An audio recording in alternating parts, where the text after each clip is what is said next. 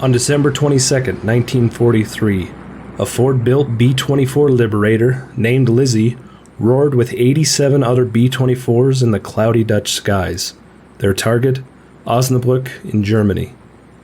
On board the Lizzie was Captain Glenn Jorgensen, Charles Matthew served as co-pilot, Arthur E. Barks as navigator, Charles Jones as top turret gunner, and Roy Stahl was bombardier, along with 5 other crewmen.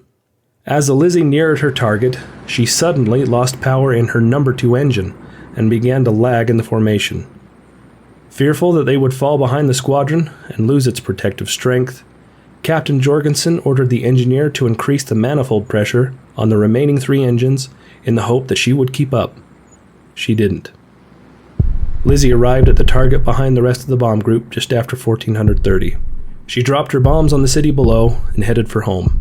Jorgensen manipulated the supercharger controls in the hope that he could get power from the failed engine, but no luck. Lizzie, along with another straggling B-24, were left behind. It wasn't long before the 2 lone bombers were attacked by twin-engine German ME-110s. The Germans targeted the other B-24 first. The crew of the Lizzie watched helplessly while their sister ship resisted the attack, but quickly succumbed to the Germans' 20mm cannons, and she was sent hurtling out of control into the clouds below. Fear and adrenaline pulsed through each man of the Lizzie as they waited for the Germans to turn and attack them. One German attacked from below, sending 20mm cannon shells into the number 1 engine and the fuel tank, which, to the crew's amazement, did not catch fire.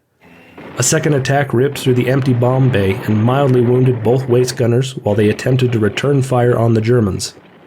Another attack sent a cannon shell into the nose, which exploded next to Navigator Arthur Barks. Blown from his position, Barks crashed into Bombardier Roy Stahl. To make matters worse, the shell had ignited something in the compartment, which quickly began to fill with smoke. Stahl groped for the fire extinguisher, however, the smoke began to dissipate on its own. Stahl looked around for Barks.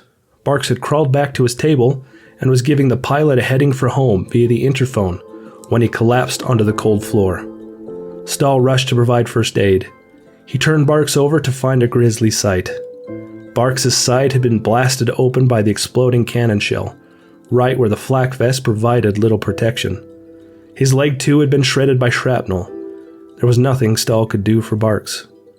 Arthur E. Barks died in the thin, cold air above Holland. Meanwhile, the gunners had managed to knock one German fighter from the sky, and the others retreated, possibly low on fuel. With the Germans gone, the Lizzie and her crew still had to try and make it back to England, on just 2 engines. Passing over the Dutch coast and out to sea, it was clear that Lizzie was losing altitude. Captain Jorgensen ordered the crew to throw out everything possible to lighten Lizzie enough to make it home. The crew ditched everything they could, but still they were losing altitude. Bombardier Roy Stahl sat in the nose and looked at Barks' body on the floor. Barks was a big guy, well over 200 pounds with his flight clothing. A terrible thought struck him. Should they ditch Barks' body to try and save themselves?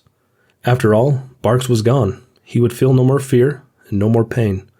The decision was not his to make, and so he called up to the cockpit and asked Jorgensen if they should ditch Barks' body. Jorgensen agonized over the question, but after a brief silence, he gave the order. Heartsick, Stahl and another crew member pushed Barks' body out the crew hatch, which fell into the dark water of the English Channel below. With Barks' body gone, the Lizzie lost altitude less rapidly, and 25 minutes later she crossed the English coastline with less than 1,000 feet. A few minutes later, the Lizzie crash-landed at Manston Airfield after the landing gear had failed to deploy. Back on board the Lizzie during those tense minutes of aerial combat, while crawling back to his table, Barks must have known that his life was at an end. Nevertheless, his last act was to direct the plane toward home, hoping his friends would live to see what he never would. Second Lieutenant Arthur Barks from Providence, Rhode Island, was posthumously awarded the Distinguished Flying Cross. In life and in death, Barks' sacrifice helped save his crewmates. He was 28 years old.